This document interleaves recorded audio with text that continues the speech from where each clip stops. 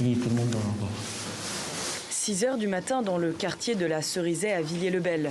Pour Garaba, le trajet est encore long pour aller travailler. Au travail, généralement, je mets 1h, 1h10. Mais je sors 1h30 avant pour être sûr. Ça demande de la motivation en fait.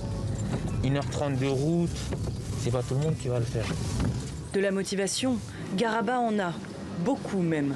Voiture, RER, métro. Des efforts néanmoins payants. Garaba a 20 ans, il n'a ni bac ni diplôme, mais il a décroché le Sésame en mars dernier. Un CDI, quelques jours seulement avant le premier confinement. Mon lieu de travail, c'est là, la grande tour de 34 étages qu'on voit ici là. Non, je ne me serais pas imaginé de travailler dans un si grand hôtel.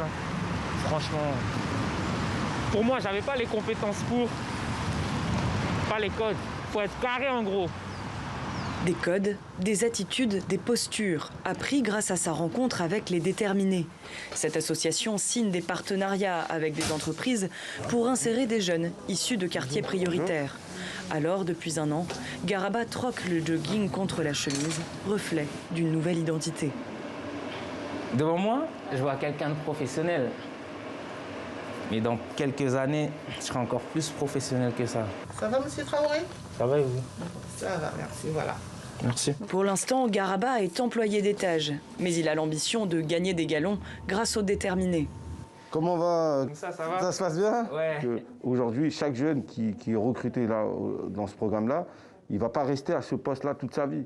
Il y a un parcours d'évolution, ils apprennent l'anglais, ils font des formations continues, même en étant dans l'emploi. L'idée, c'est que peut-être que certains d'entre eux vont être des patrons d'hôtels.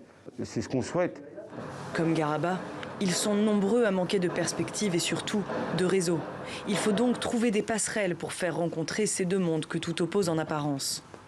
Il faut savoir s'adresser à cette jeunesse qui n'a pas les codes pour entrer dans un métier de luxe. Ça ne nous fait pas peur parce qu'on est convaincu que même dans le métier du luxe, dans les hôtels de luxe, dans le futur, les hôtels doivent ressembler à la société dans laquelle ils vivent. Aujourd'hui, Garaba a retrouvé confiance en lui, mais il doit continuer à s'accrocher. Les prochaines années, franchement, je me verrais bien gouvernant avec de la motivation et de l'ambition.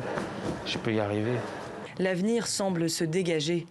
Une récompense pour ce jeune homme déterminé à s'en sortir.